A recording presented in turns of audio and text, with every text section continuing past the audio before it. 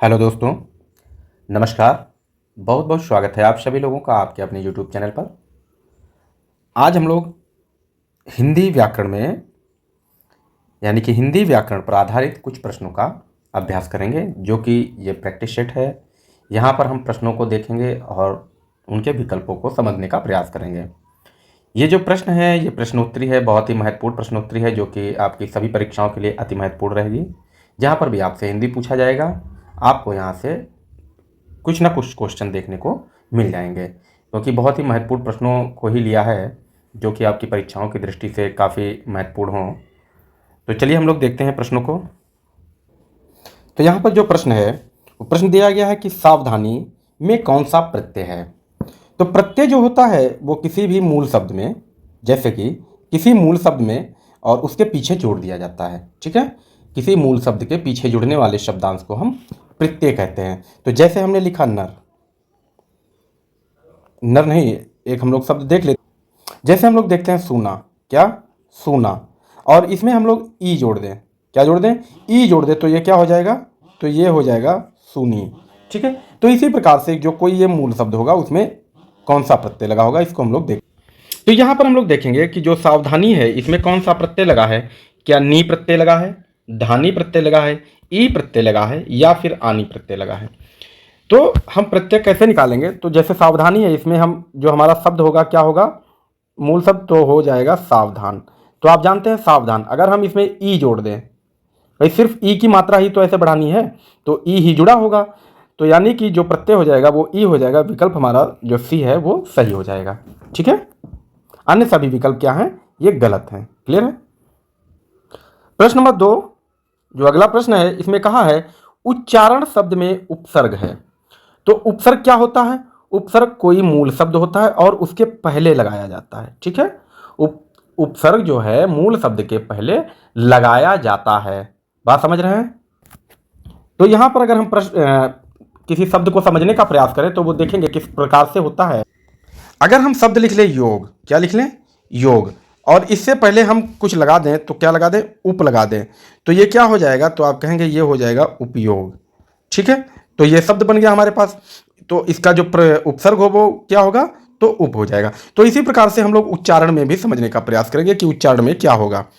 तो जो उच्चारण है, तो इसमें क्या हो जाएगा, इसमें हम लोग इसको इस तरीके से तोड़ेंगे, उत धन चारण, क्या उत धन चारण हो जाएगा। तो उपसर्ग कौन सा होगा, तो उत उपसर्ग हो जाएगा। विकल्प जो हमारा सी है वो सही हो जाएगा, उत उपसर्ग इसमें लगा हुआ है।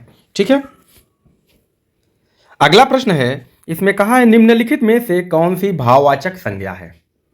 तो जो भाववाचक संज्ञा होती हैं, जिन शब्दों से हमारे भावों का पता चलता है, भावों का पता चलता है, उन्हें हम भाववाचक कहते हैं। ठीक है, तो क्या हो जाएगा, तो भाववाचक संज्ञा कौन सी होगी, क्या भारत होगा, लड़का होगा, मित्रता होगी, या पेड़ होगा। तो भाववाचक संज्ञाएं वे संज्ञाएं होती हैं जिनको हम देख नहीं सकते बल्कि महसूस कर सकते हैं। तो भारत हमारा देश है, लड़का, तो मित्रता, यहां पर आप क्या कहेंगे, मित्रता को कभी देखा नहीं जा सकता, इसको एहसास किया जा सकता है, महसूस किया जा सकता है। ठीक है, कि आप नहीं बता सकते कि कितनी मित्रता, आप महसूस कर सकते हैं, नाप नहीं सकते। ठीक है, तो इसका जो विकल्प हो जाएगा वो सी विकल्प हो जाएगा। और जो भारत है, भारत है, ये क्या है, ये आपकी व्यक्तिवाचक संज्ञा है। क्या है, व्यक्तिवाचक संज्ञा है। तो जो देशों के नाम होंगे वो सभी व्यक्तिवाचक संज्ञा में होंगे। लड़का क्या है, लड़का है, ये जातिवाचक है। क्या है, जातिवाचक। और पेड़ भी आपका क्या हो जाएगा, जातिवाचक संज्ञा हो जाएगा। क्लियर है। तो जो अगला प्रश्न है वहां पर कहा है कि वचन की दृष्टि से कौन सा जोड़ा सही नहीं है। हमें बताना है सही नहीं है। वचन मतलब जो बोलने का तरीका होता है, यानी कि हिंदी में जो वचन होते हैं, हिंदी में जो वचन होते हैं वो दो होते हैं। क्या होता है, एक वचन, एक वचन, और बहुवचन, बहुवचन। जब कर्ता अकेला हो तो वहां पर एक वचन होगा, और जब ज़्यादा हो, वस्तुएं ज़्यादा हो, तो वहां पर बहुवचन होगा। यानी कि दो या दो से अधिक के लिए हम बहुवचन लगाते हैं। तो यहाँ हमें बताना है कौन सा जोड़ा सही नहीं होगा। तो हम लोग देख लेते हैं कि जो लता है, इसका लताएं बिल्कुल सही लिखा है। घोड़ा का घोड़े होगा, क्या होगा, घोड़े, जैसे बहुत से घोड़े। इसी प्रकार से हम लोग किताब को किताबें कहते हैं। सखी का सखियां होगा, लेकिन ये वर्तनी गलत है। कौन सा गलत होगा, सही हो जाएगा, तो इसकी जो वर्तनी सही होगा वो हो जाएगा सखियां। बड़ी की मात्रा छोटी में बदलेगी और चंद्रांग लग जाएगा। तो विकल्प जो हमारा वो सही हो जाएगा, वो डी हो जाएगा। ठीक है, विकल्प डी यहाँ पर सही हो जाएगा कि ये जोड़ा सही नहीं दिया है। देखते हैं अगला प्रश्न कि दाता शब्द का स्त्रीलिंग शब्द क्या होगा। स्त्रीलिंग शब्द यानी कि लिंग कितने प्रकार के, हिंदी में अगर लिंग की बात की जाए तो कितने प्रकार के होते हैं, तो 2 प्रकार के होते हैं। कौन कौन से होते हैं? पुल्लिंग और स्त्रीलिंग। और क्या होंगे? स्त्रीलिंग होंगे। तो जो पुरुष जाति का बोध कराएंगे उन्हें पुल्लिंग कहेंगे, और जो स्त्री जाति का बोध कराएंगे उन्हें स्त्रीलिंग कहेंगे। ठीक है, तो यहाँ पर जो दाता है, तो दाता जो है वो क्या है? ये हमारा पुल्लिंग शब्द है। क्या है? पुल्लिंग शब्द है। प्रायः जो जिनमें आ की मात्रा होती है लास्ट में, वो पुल्लिंग शब्द होते हैं। और जब इनका हम स्त्रीलिंग बनाते हैं तो इसमें ई की मात्रा जोड़ दी जाती है। तो ई की मात्रा जोड़ दी जाती है, लेकिन यहाँ पर जो हो जाएगा, और ये ता जो है वो त्रा में बदल जाएगा, तो इसका स्त्रीलिंग जो हो जाएगा वो दात्री हो जाएगा। विकल्प सी बिल्कुल सही है। क्लियर है? अन्य दिए हुए सभी विकल्प गलत दिए हैं। अगला प्रश्न, राम सीता से सुंदर है, इस वाक्य में कौन सा कारक है? हमें बताना है कारक। तो सबसे पहले आप लोग याद रखेंगे कि कारकों की संख्या कितनी है, तो 8 है। ठीक है, राम सीता से सुंदर है, तो यहां पर क्या की जा रही है? तुलना। अगर कहीं पर तुलना की जाए या फिर कोई वस्तु अलग होने के संदर्भ में, क्या अलग होने पर क्या होता है आपका? तो अपादान हो जाता है। तो यहाँ पर जो विकल्प बी है बिल्कुल सही हो जाएगा। यहाँ पर अपादान कारक हो जाएगा। सुंदर है यानी कि ये क्या कर रहा है? अलग कर रहा है उसको। ठीक है, अलग कर रहा है, और अलग करने का मतलब है कि अपादान होता है, और इसका जो कारक चिन्ह होता है वो से होता है। ठीक है, इसे भी आप याद रखेंगे, कारक चिन्ह इसका से होता है। यहाँ पर जो अगला प्रश्न होगा वो कह रहा है कि सर्वनाम के कितने प्रकार या भेद हैं। तो हमें बताना है सर्वनाम के भेद। तो सर्वनाम क्या होते हैं? सर्वनाम वे शब्द होते हैं जो संज्ञा के स्थान पर प्रयोग किए जाते हैं, उन्हें सर्वनाम कहते हैं। तो जो सर्वनाम के भेद होंगे वो कितने होंगे, तो हम लोग देखेंगे कि वो 6 प्रकार के भेद होते हैं। कौन कौन से होते हैं ये देखेंगे कि एक होता है पुरुषवाचक। क्या होता है? पुरुषवाचक सर्वनाम। दूसरा अगर बात करें तो ये हो जाएगा निजवाचक सर्वनाम। फिर हो जाएगा क्या? निश्चयवाचक। क्या हो जाएगा? निश्चयवाचक सर्वनाम हो जाएगा। अगला देखेंगे तो ये हो जाएगा अनिश्चयवाचक। क्या हो जाएगा? अनिश्चयवाचक सर्वनाम हो जाएगा। ठीक है, तो अनिश्चयवाचक हो जाएगा। अगला के देखेंगे तो वो हो जाएगा क्या? संबंधवाचक सर्वनाम हो जाएगा। और जो अंतिम हो जाएगा वो हो जाएगा प्रश्नवाचक सर्वनाम। क्या हो जाएगा? प्रश्नवाचक सर्वनाम। तो कुल कितने हो गए? 1 2 3 4 5 और 6। तो कुल 6 सर्वनाम होते हैं। अगला प्रश्न, निम्नलिखित शब्दों में से विशेषण कौन नहीं है? हमें यहाँ बताना है विशेषण। तो जो विशेषण होते हैं वे संज्ञा या सर्वनाम की विशेषता बताने वाले शब्दों को हम विशेषण कहते हैं। तो आंतरिक विशेषण है, अंतर जो है ये आपका विशेषण नहीं है। तो यही हमारा विकल्प हो जाएगा। अंतर का विशेषण क्या होगा? तो आंतरिक होगा। अंतर क्या है? तो ये आपका हो जाएगा, क्या हो जाएगा? विशेष्य हो जाएगा। अंतर विशेष्य है। आग्नेय ये क्या है? विशेषण है, और आग्नेय का विशेष्य क्या होता है? तो ये अग्नि होगा। क्या होगा? अग्नि होगा। और अधिकारी ये भी एक विशेषण है, और इसका जो विशेष्य होगा वो क्या होगा? अधिकार। क्या हो जाएगा? अधिकार हो जाएगा इसका विशेष्य। तो ये आप लोग विशेषण और विशेष्य भी याद रखेंगे। क्लियर है? तो इसका जो विकल्प हो जाएगा वो बी बिल्कुल सही हो जाएगा। अगला प्रश्न, निम्नलिखित में सकर्मक क्रिया छांटिए। हमसे पूछा गया है सकर्मक क्रिया। तो सकर्मक क्रिया क्या होती है? सकर्मक क्रिया जब क्रिया का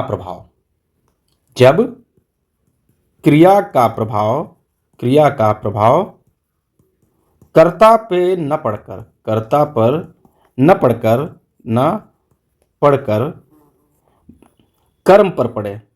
कर्म पर पड़े। अर्थात कर्म मतलब वस्तु। क्या? वस्तु। ये मोटा मोटा समझने के लिए है। कर्म मतलब वस्तु से तात्पर्य है। कर्म पर पड़े तो वहां सकर्मक क्रिया होगी।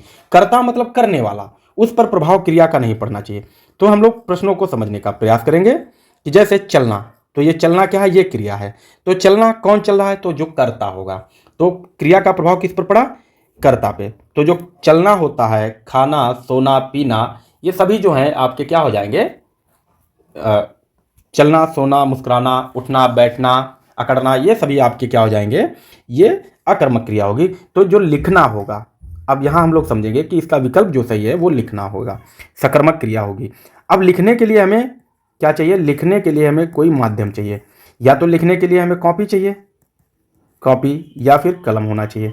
यानी कि हम लिख नहीं सकते, स्वतः से नहीं लिख सकते, इसके लिए हमें किसी वस्तु की आवश्यकता पड़ेगी, यानी कि किसी की कर्म की आवश्यकता पड़ेगी, कर्म उपस्थित होना चाहिए। तो यहाँ पर सकर्मक क्रिया हो जाएगी। बाकी सभी विकल्प जो है गलत है, यानी कि ये सभी किसके उदाहरण हैं? तो आप कहेंगे ये अकर्मक क्रिया के उदाहरण हैं। आप समझ रहे हैं? अगला प्रश्न, अथवा व्याकरण की दृष्टि से है। जो अथवा है ये क्या है? क्या संधि है, क्या उपसर्ग है, क्या अन्वय है, क्या अव्यय है? तो अथवा जो है, अथवा क्या है? तो अथवा जो है ये आपका अव्यय शब्द है।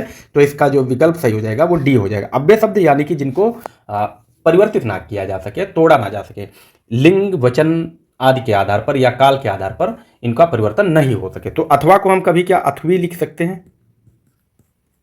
अथवे लिख सकते हैं? नहीं, ये कहीं पर भी हम लोग लिखेंगे तो अथवा ही लिखा जाएगा, अर्थात इसका अव्यय संभव नहीं है। तो ये क्या होगा? अव्यय शब्द हो जाएगा। ठीक है। अगला प्रश्न जो कि संधि से है, शब्द अन्वय क्या दिया है? अन्वय का संधि विच्छेद बताना है हमें कि अन्वय में कौन सा संधि विच्छेद हो जाएगा। क्या अनुधन अय होगा, अनुधन आय होगा, अनुधन अय होगा, या फिर अनुधन आय होगा? तो कौन सा इसका विकल्प सही हो जाएगा? तो जो अन्वय है हम लोग देखेंगे कि अन्वय है, तो अन्वय यहाँ पर यण संधि है। ठीक है, यण क्या है? यण संधि है। और यण संधि का जो नियम कहता है वो कि पहले शब्द का जो अंतिम वर्ण होगा वो उ होगा या फिर उ होगा, और जो दूसरे शब्द का अंतिम वर्ण होगा वो क्या होगा? आ हो सकता है, आ हो सकता है, ई हो सकता है। तो इनको हम लोग समझेंगे कि यहाँ पर क्या है? वय, यानी कि वाह क्या है? छोटा है, तो यहाँ पर क्या हो जाएगा? आ हो जाएगा। अब समझेंगे आ प्लस अय, तो अय हो जाएगा, यानी कि अय कहाँ है? ये दोनों नहीं होंगे। ठीक है, तो अय यहाँ है, अय यहाँ है। अब देखो हम लोग समझेंगे कि अन में ऊ की मात्रा हो सकती है या फिर ऊ की। तो आप देखेंगे अनु होता है कि अनु होता है, तो आप कहेंगे अनु शब्द सही होता है। तो क्या हो जाएगा? विकल्प हमारा ए बिल्कुल सही हो जाएगा, अन्वय, और इसमें यण संधि है। ठीक है, क्लियर है? अगला प्रश्न है, अन्वेषण का शुद्ध संधि विच्छेद होगा। तो यहां पर हमें बताना है अन्वेषण, क्या बताना है? अन्वेषण का शुद्ध संधि विच्छेद बताना है। तो अब इसको भी हम लोग तोड़ेंगे। पहले तो हम लोग कैसे तोड़ेंगे? अन में तोड़ेंगे। किस में तोड़ेंगे? अन में तोड़ेंगे।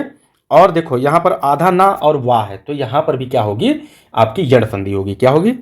यण संधि हो जाएगी, यानी कि ये अन में हो जाएगा। प्लस मात्रा ऊपर क्या है? ए की मात्रा है, तो आप लिखेंगे ए। ठीक है, छोटे वाले ए की मात्रा है तो ए लिखेंगे। ठीक है, और सा और ना, तो अनुधन एषण हो जाएगा। कौन सा विकल्प है? तो आप देखेंगे कि विकल्प इसका डी बिल्कुल सही हो जाएगा, आंसर इसका डी हो जाएगा। क्लियर है? तो अगला जो प्रश्न है वो हमारा संधि से ही है। मनोविज्ञान में कौन सी संधि है? मनोविज्ञान में कौन सी संधि है? तो हम मनोविज्ञान को तोड़ेंगे। मनोविज्ञान, विज्ञान, तो ये दो शब्दों से मिलकर बना है। तो हम लोग देखेंगे कि जो लास्ट वर्ड होगा, यानी कि अंतिम जो शब्द होगा वो विज्ञान में टूटेगा। तो पहले क्या टूटेगा? क्या मनो हो जाएगा? तो हम लोग जानते हैं मनो कोई शब्द नहीं होता है, तो इसका क्या हो जाएगा? इसका क्या हो जाएगा? इसका हो जाएगा मनः। क्या होगा? मनः। मनः मतलब मन, और विज्ञान मतलब विज्ञान, यानी कि मन का विज्ञान, तो उसे कहेंगे मनः विज्ञान। और ये जो दो बिंदियां हैं ये आप क्या कहेंगे? ये कौन सी है बिंदियां? तो ये हो जाएंगी विसर्ग।